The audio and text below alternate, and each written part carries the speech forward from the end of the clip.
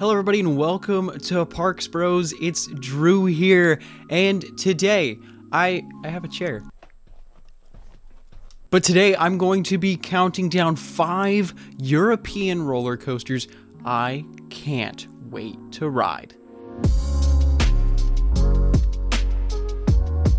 Now you might be asking, what the heck, Drew? That's kind of random to just throw that video out in the middle of the end of August. Well, it's not as random if you think about the fact that Listmas in July is coming out very, very soon. If you don't know what Listmas is, it is a long series of top 10 lists all in a row, where this Listmas in particular in the summer will be 6 straight videos of top 10 most intense coasters I've been on, or top 10 anime betrayal moments on coasters.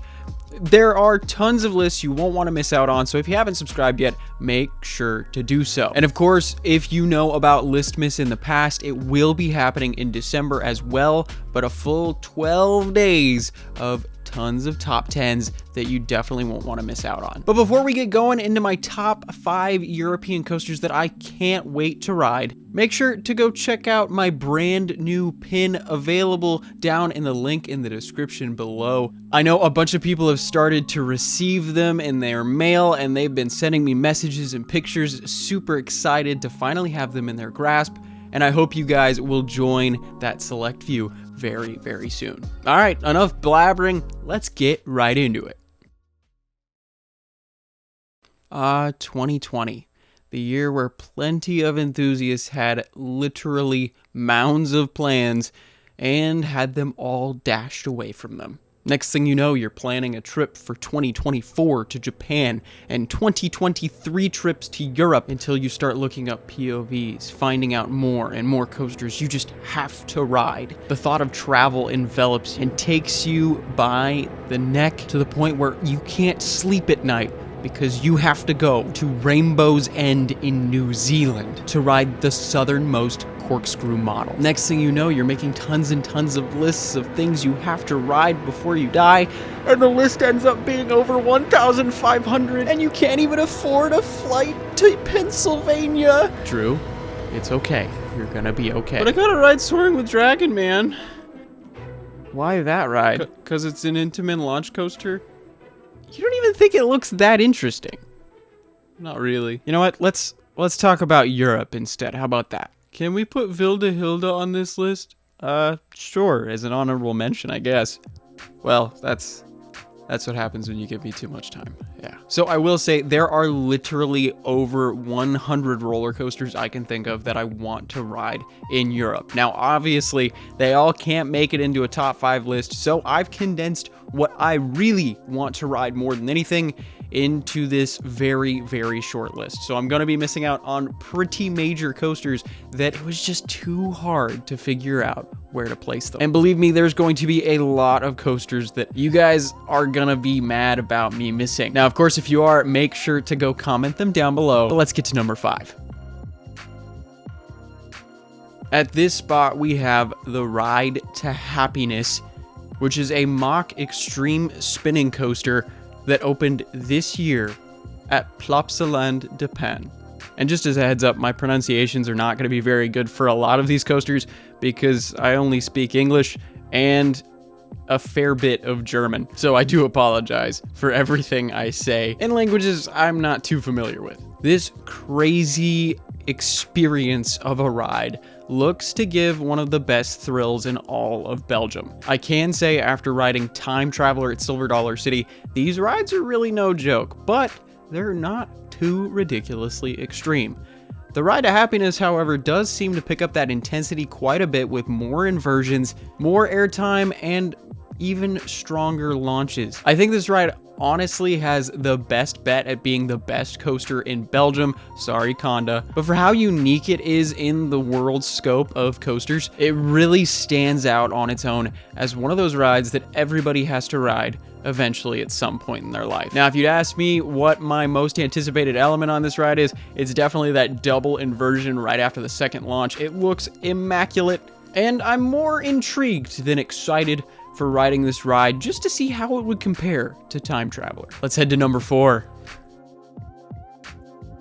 Next up, we're heading all the way to Katowice, Poland for Lek coaster at Legendia, which opened a good 4 years ago in 2017. But this Vekoma Bermuda Blitz coaster looks absolutely absurd in terms of intensity, airtime, and just fun. Straight out of the gate, you have a beyond vertical drop that twists to the right underneath a rock structure, and then straight into this crazy looking dive loop / 0G roll inversion. I seriously think though, after seeing plenty of POVs and seeing a couple reviews, this ride is easily one of the most intense in Poland, if not all of Europe, especially for its small footprint. I would love to see one of these especially hit the States very soon, but there's a station flyby, plenty of inversions, amazing twisting, turning moments, and theming to tie it all in a nice little bow. But I think all I need to show you guys is this.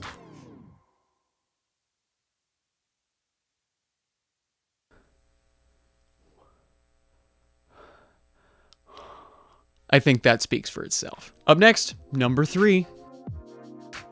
Well, we've got a mock coaster, we've got a Vekoma.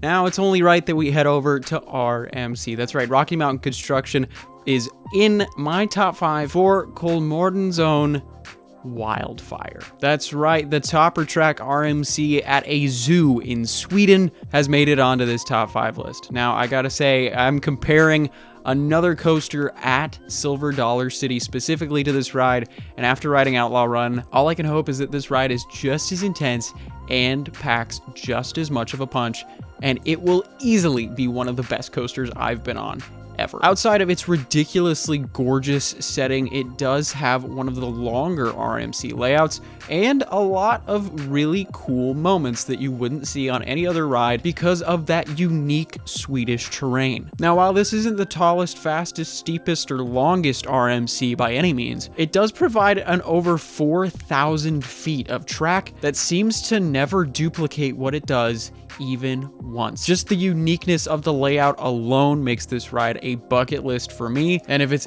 anything like all the other RMCs I've been on, it is guaranteed to be a top 10 roller coaster for me. On to number 2.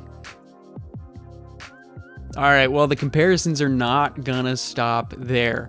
That's because this next coaster is very similar to multiple that I've been on in the United States, and of course that coaster is Tyga at Linnanmäki, just outside of Helsinki, Finland. This is of course another coaster with a really unique terrain-based setting and just an insane amount of elements. This Intamin Blitz coaster launches you to speeds of 66 miles an hour while throwing you upside down 4 separate times in 4 separate ways. I will say this literally looks like a baby between Terran, Maverick, and Velocicoaster, which if it's anything like those rides at all, I'm sure it will be a worthy ride of even the most esteemed coaster riders. Tyga though, after its first launch, you have a crazy inversion, which is unlike any other that I've ever seen, which is called a 0G Winder, which looks to give you some of the best hang time I have ever witnessed in my life. Now, for its footprint, it is legitimately one of the most impressive feats of engineering I have ever seen, and to fit a 170-foot tall top hat with a 0G stall and plenty of ejector airtime moments in between, I gotta say, just looking at this coaster in person would be worth the trip alone. And I'm sure what you're wondering, what's first? Well, this is gonna be the one time on this list we repeat a manufacturer. And even repeat a country. Can you guess what it is? Make sure to comment down below. You have 5 seconds.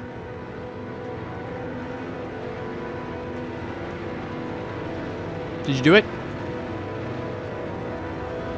I'm trusting you. But number 1 is Zadra at Energylandia in Krakow, Poland. This RMC Hyper Hybrid coaster is literally the Iron Gwazi of Europe. Or I guess I should say that Iron Gwazi is the Zadra of America? But this ride from start to finish looks absolutely absurd. From that vertical drop all the way down to the lateral moments in between, That and a ridiculous Outer Bank top hat. You've got, of course, that classic 0G stall, tons of airtime moments, and a lot of twister sections, which I'm really interested to find out what that's like on an RMC, especially at that size. I will say though, even though this ride isn't very unique, at least in the landscape of coasters I've already ridden, I can tell you for sure, out of the hyper hybrid RMCs I've been on, they definitely deliver on their promises of a good time. But one thing I will say about Zadra that I'm super appreciative of is the fact that it keeps up that speedy pace